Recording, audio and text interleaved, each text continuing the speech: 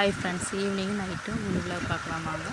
Evening சரியான மழையாங்க. அதனால எங்கள் வீட்டுக்காரர் வந்துட்டு ஆனியன் பக்காவோட கேட்டார். அதனால அவருக்கு வந்துட்டு மாவெல்லாம் மிக்ஸ் பண்ணி வச்சுருந்தேன். அதையெல்லாம் எடுத்து இப்போ எண்ணெயில் போட்டு எடுத்துக்கலாம். இப்போ தான் என்னோடய வீடியோ ஃபஸ்ட் டைம் பார்க்குறீங்கன்னா சப்ஸ்கிரைப் பண்ணுங்கள், லைக் பண்ணுங்கள், கமெண்ட் பண்ணுங்கள், ஷேர் பண்ணுங்கள். இப்போ பக்காவடையெல்லாம் ரெடி ஆகிடுச்சு. அதெல்லாம் எடுத்து ஒரு பிளேட்டில் மாற்றிக்கலாம். இப்போ டீயும் வச்சுட்டு அதை எடுத்து ஊற்றி கொடுத்துக்கலாம். பாக்கி இருக்கிற பக்காவடையும் போட்டு எடுத்தாச்சு. இப்போ வந்துட்டு நைட் டின்னருக்கு வெண்டைக்காய், முட்டை பொரியல், அதுக்கப்புறம் ரைஸ் வச்சுருக்கிறேன். அதுக்கப்புறம் சாம்பார் வச்சு பப்படம் காய்ச்சி வத்தல் பொரித்து வச்சுட்டேன். இப்போ வந்துட்டு நம்ம வெண்டைக்காய் பொரியல் செய்து பார்க்கலாம்.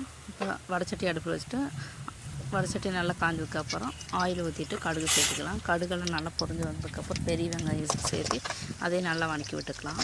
இப்போ நம்ம வெட்டி வச்சுக்கிற வெண்டைக்காயை சேர்த்து அதையும் சேர்த்து நல்லா வதக்கி விட்டுக்கலாம்.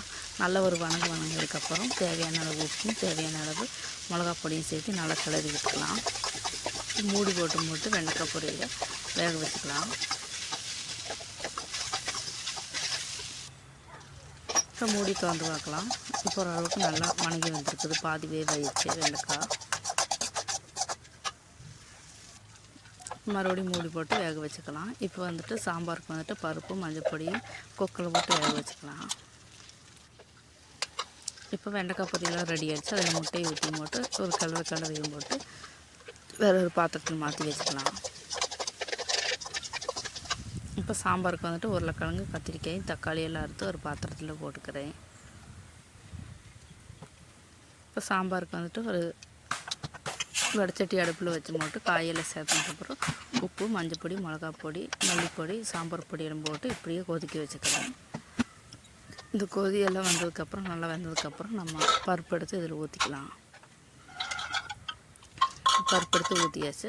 இதெல்லாம் நல்லா கொதி வந்ததுக்கப்புறம் நம்ம அரைச்சி வச்சு தேங்காய் எடுத்து ஊற்றிக்கலாம். இப்போ தேங்காயெல்லாம் ஊற்றியாச்சு. இப்போ தாளிப்பு பண்ணிக்கலாம். கடுகும் அதுக்கப்புறம் ஆயில் ஊற்றி மட்டும் தாளிப்பு பண்ணியாச்சு. இன்னைக்கு கருவேப்பிலை கொத்தமல்லி இல்லை, அதனால் தாளிச்சாச்சு. கருவேப்பிலை லைட்டாக இருந்தது. அதுக்கப்புறம் பப்படம் காய்ச்சலான்னு சொல்லி மட்டும் ஆயில் ஊற்றிட்டு இப்போ பப்படத்தை காய்ச்சியும் போட்டு நான் சோத்தில் வந்துட்டு வத்தல் செஞ்சு வச்சுருக்கிறேன். அதையும் வறுத்துக்கிறேன்.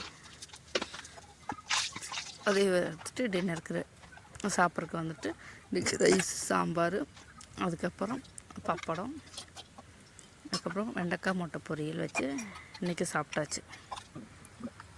அடுத்த வீடியோவில் பார்க்கலாம். பாய்.